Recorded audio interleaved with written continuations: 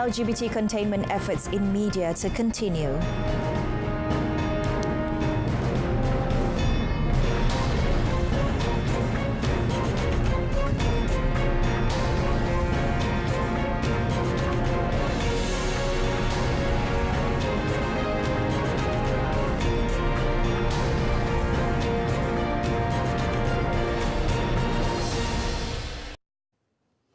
The Ministry of Transport's denied allegations that P-hailing riders are required to take the Goods Delivering Licence (GDL). Its Minister Datuk Seri Dr. Wee Ka Siong said the ministry is instead proposing to introduce special vocational licence as a form of recognition to P-hailing riders. Datuk Seri Dr. Wee guaranteed that the process will not be burdensome to the riders in terms of cost, and it also will not require vehicle inspections by Puspakom. Apa yang kita nak buat dalam peraturan ini ialah satu lesen vocational secara khas untuk P-hailing.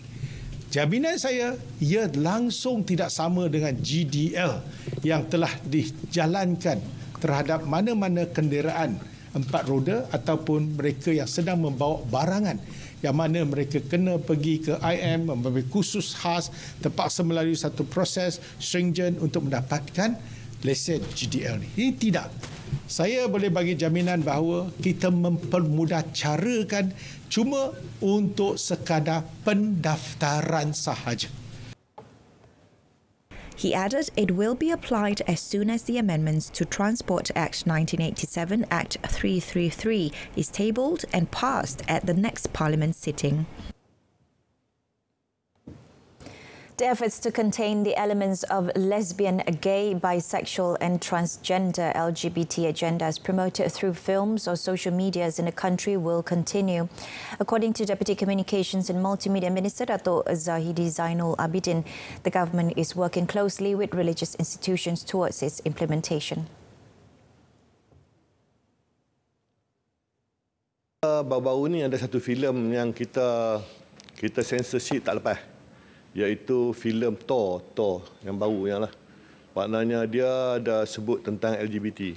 Tapi walaupun yang umat, kita lihat sekarang ni banyak sangat filem yang ada unsur-unsur LGBT yang terlepas censorship. Jadi maknanya kalau ada, maknanya kita komplain. Tetapi cara mereka membuat filem untuk mereka promosi LGBT ni, cara macam tak nampak. Negara kita tegas. Memang kita tak ada masalah. Tapi benda-benda ni platform luar negara. Jadi platform luar negara ni dalam dunia internet ni kita tak dapat kawal. Saya minta maaf kita tak dapat kawal. Contohnya kalau kita kata kita buka satu platform, kita nak tengok LGBT, terus keluar. Kan? Kita sekat dan kita potong macam mana pun dia masih boleh masuk. Dia macam ni ada dua benda. Satu benda yang kita lihat dia punya IP yang kita tak boleh kontrol dari segi kementerian ni MCMC. Dua benda. Satu yang porno. Kita padam, dia buat platform lain. Kita padam, dia tukar-tukar. Satu lagi yang tuan-tuan tengok judi tu. Datuk Zahidi also called on the public to help the ministry in efforts to curb LGBT elements from spreading in the country. The Malaysian Meteorological Department MET Malaysia is always prepared to face drastic climate change and natural disasters. Towards this end, an early warning detection system was developed to deliver better and effective warning to the public and related agencies.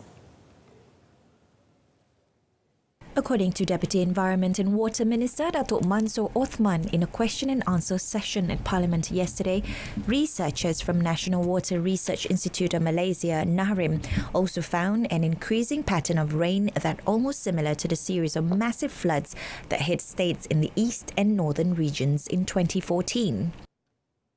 Berdasarkan laporan penilaian ke-6 Kumpulan Kerja Pertama IPCC 9 Ogos tahun 2021, terdapat peningkatan suhu sebanyak 1.1 darjah Celsius telah pun direkodkan sejak daripada era pra-industri dan dijangka akan mengalami peningkatan kepada 1.5 darjah Celsius dalam tempoh 20 tahun akan datang.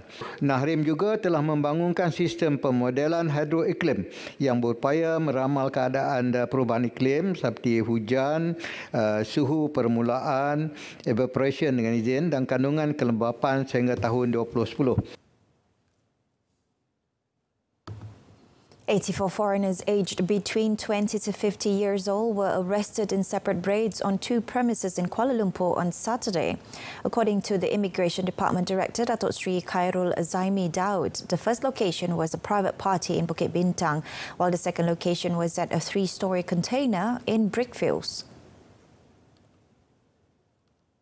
In the first raid, a team of officers raided a private party in Bukit Bintang organised by locals with foreign guests at 9:30 p.m. 171 individuals were inspected and 25 people were arrested for not having valid documents, having expired passes and misusing passes. In another raid on the same day, the Immigration Department raided a 3-story container that was turned into living quarters for illegal immigrants in an operation in Brickfields. A team of immigration officers inspected a total of 294 foreigners from Bangladesh, Indonesia, Myanmar, Pakistan and Nepal during the 10:30 p.m. raid and detained 59 illegal immigrants. Among the offences that they committed were overstaying, having no valid documents or passports, and rejected participants of the recalibration program. In another news, Perak Police foiled an attempt to smuggle in 61 illegal immigrants, including 6 women, from a neighbouring country after intercepting a boat at Pulau Talang waters early yesterday morning. According to Acting Perak Police Chief, Dato' Azizi Mat Aris said, acting on information from members of the public, the boat loaded with the illegal immigrants was detained at 2:15 a.m. by the Marine Police team assisted by the Royal Malaysian Navy TLDM and the Malaysian Maritime Enforcement Agency MMEA. Early investigations revealed that the illegal immigrants were charged 800 to 4,000 ringgit each by an agent based in the neighbouring country. The Tekong who was detained admitted that the boat from the neighbouring country was heading to Pulau Angsa and Sekinchan in Selangor. The case is being investigated under Section 26A of Human Trafficking and Migrant Smuggling Act ATIPSOM 2007 and Section 4 of Security Offences Special Measures 2012. 3 fishermen who were believed to be missing from a fishing boat that sank in the waters of Pulau Redang on Monday were found dead in a search and rescue SAR operation last night. Terengganu Malaysian Maritime Enforcement Agency MMEA Director Maritime Captain Muhammad Sufi Muhammad Ramli said the bodies were spotted floating by local fishermen and the cause of death was believed to be of drowning. Ketiga-tiga mangsa ini kita temui sekitar 1.7 sehingga 1.9 batu nautika daripada utara Pulau Redang. Dan mayat-mayat ini ditemui oleh rakan-rakan nelayan kita lah yang turut serta dalam pencarian di sekitar Pulau Redang melibatkan 10 buah bot nelayan tempatan. The 3 victims were identified as Saluddin Ismail, 50, Muhammad Nazri Abu Bakar, 48, and Zulkifli Umar, 48. The bodies were taken to the Sultanah Nur Az-Zahira Hospital for verification and post-mortem. One of the 6 victims found earlier was identified as Muhammad Kamaruddin Yudi, 31. The SAR operation to locate the other 2 victims who are still missing continues today. In the incident at 10 p.m. on Monday, approximately 10 nautical miles from Redang Island, the fishing boat with 6 fishermen aboard sank in a storm off the coast of Terengganu.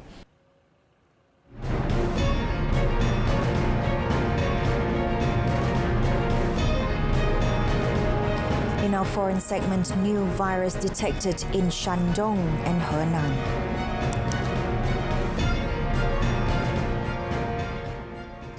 Japanese Prime Minister Fumio Kishida reshuffled his cabinet yesterday amid growing public anger about the ruling party's ties to the controversial Unification Church. The Liberal Democratic Party's long-standing links to the Unification Church has become a major liability for Kishida in the month following the killing of former Premier Shinzo Abe. Following the killing incident, Kishida's approval ratings dropped to the lowest point since he took office in October. According to initial plans, the cabinet reshuffle was supposed to be in early September. However, Kishida decided to expedite the process as he wishes to introduce the economic concept of new capitalism. Key cabinet members such as the foreign and finance ministers retained their posts, but some 7 ministers who had disclosed links to the church were moved out of the cabinet. Among those are Abe's younger brother, Nobuo Kishi, who had been defense minister, although many had expected him to leave for health reasons.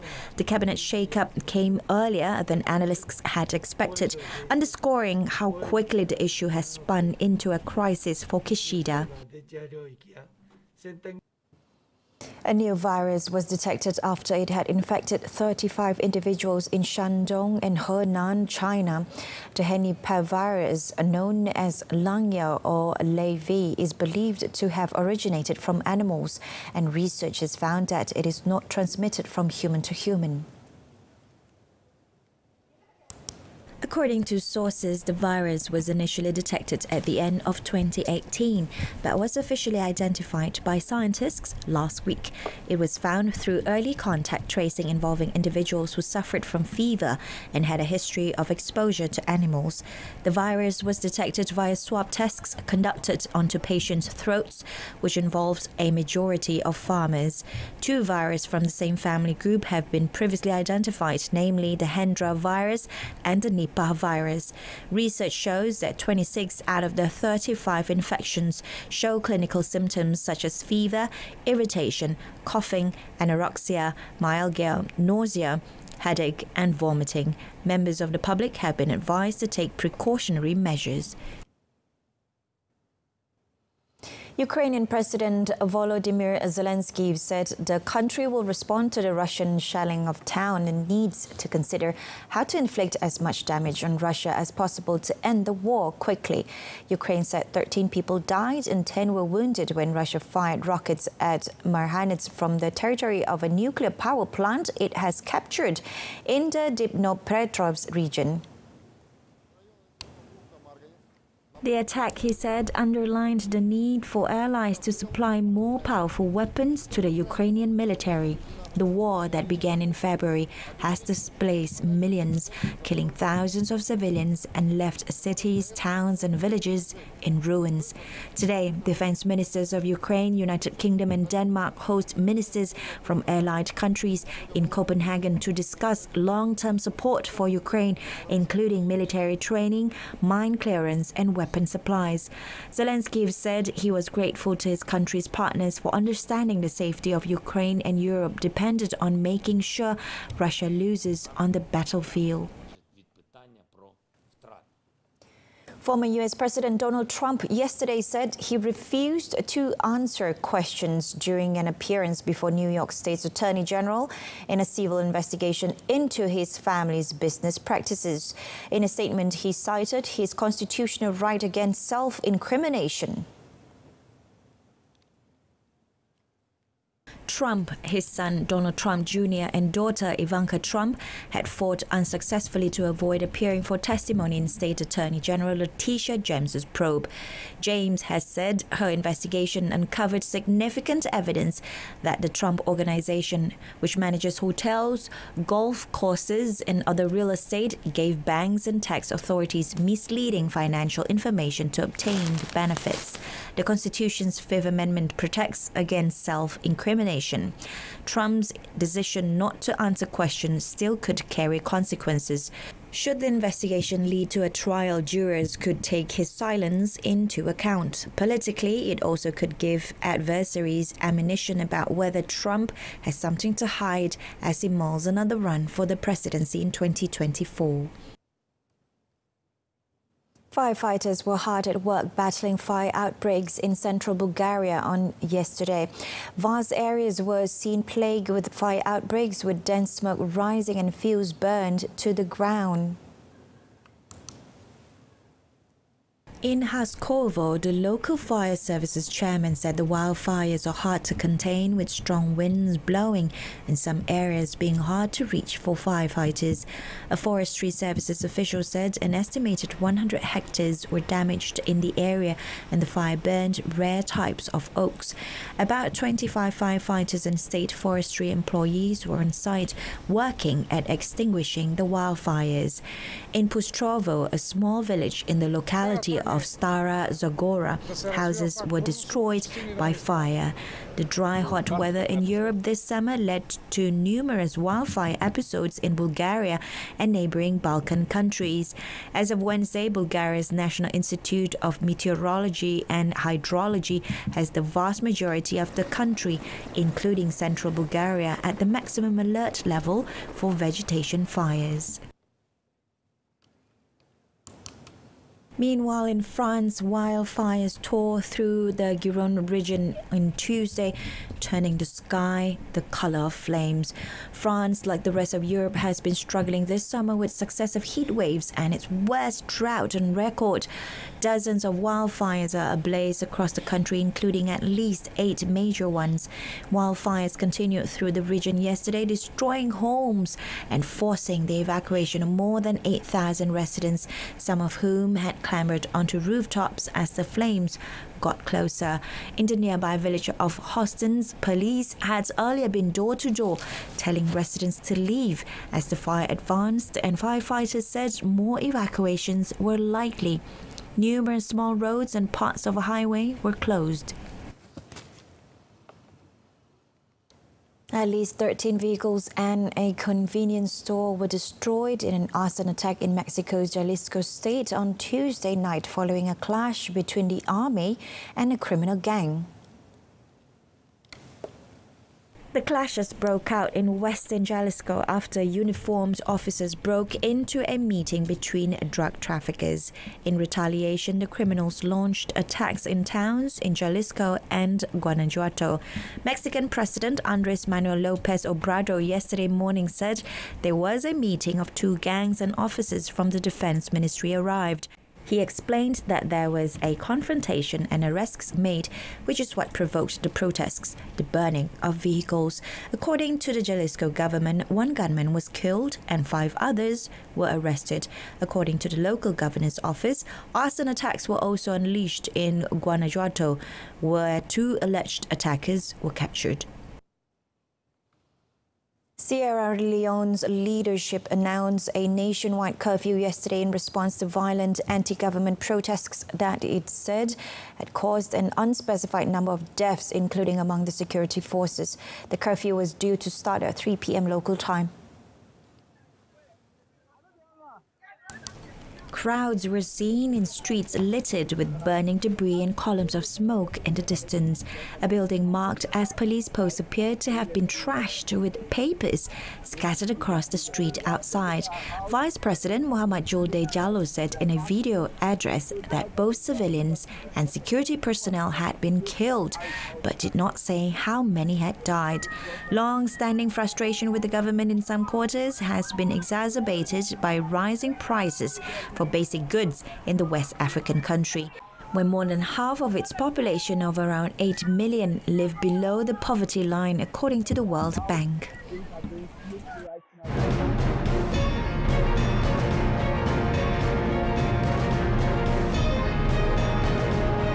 Still to come in sports, JDT tightens grip on league lead with TFC win.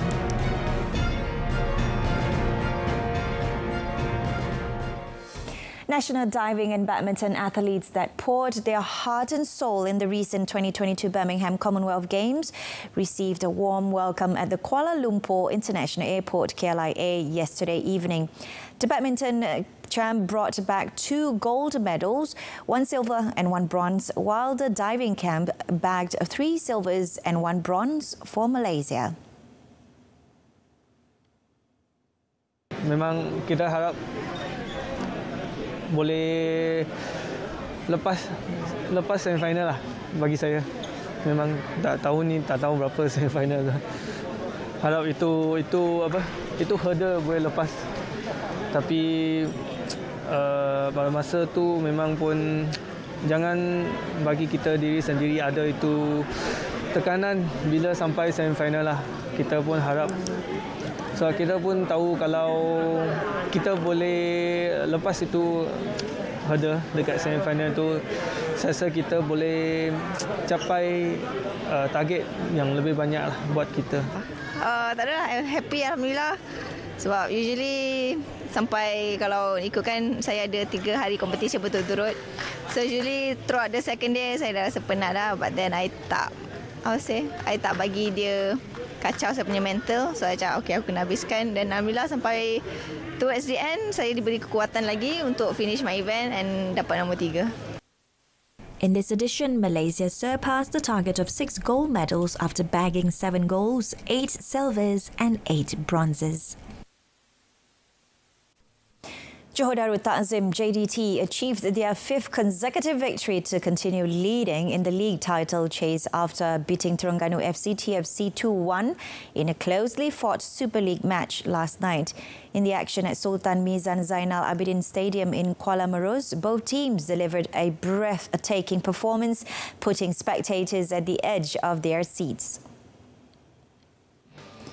JDT striker Bergson da Silva broke the deadlock with a goal in the 31st minute after he made a quick run to control a long pass well before unleashing a powerful shot in the penalty area, which beat goalie Muhammad Rahadiazli Rahalim. JDT then took a comfortable 2-0 lead as a result of Forestieri's finish that failed to be saved by Muhammad Rahadiazli in the 47th minute. The match became more lively when TFC closed the gap 4 minutes later through a beautiful Muhammad Hakimi free kick. However, the 2-1 position remained in favour of the Southern Tigers until the final whistle, thus enabling them to collect 3 valuable points to comfortably top the league with 38 points after playing 14 games, leaving Sabah FC in second place with 34 points and Negeri Sembilan third with 29 points. KLCT-FC goalkeeper Muhammad Azri Abdul Ghani emerged as the team's hero when he helped his team to advance to the ASEAN Zone final of the Asian Football Confederation Cup AFC after overcoming Vietnam's Viettel FC 6-5 in a penalty shootout. In the semi-final clash at the Tong Nhat Stadium, the two teams were tied without a goal after extra time, and the winner had to be decided through a penalty shootout. Muhammad Azri guessed correctly when he threw his body towards the left of the goalpost to save the home team's 7th penalty kick taken by Boy Doi Tuong, thus helping the team book a meeting against Indonesian club PSM Makassar in the final. Earlier, Muhammad Irfan Zakaria's penalty missed while Tran Dan Trong's shot hit the crossbar in the first 5 kicks of both teams.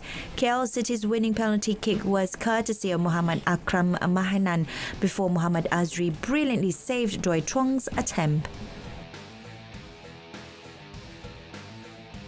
Nick Kyrgios produced a serve and volley masterclass to topple world number 1 Daniil Medvedev 6-7, 6-4 and 6-2 at the Canadian Open in Montreal yesterday for his 8th straight win. All in an absorbing second round encounter. Alcaraz appeared to be heading towards victory when he bagged the first set. With the MERS 999 application system, getting emergency assistance is now easier.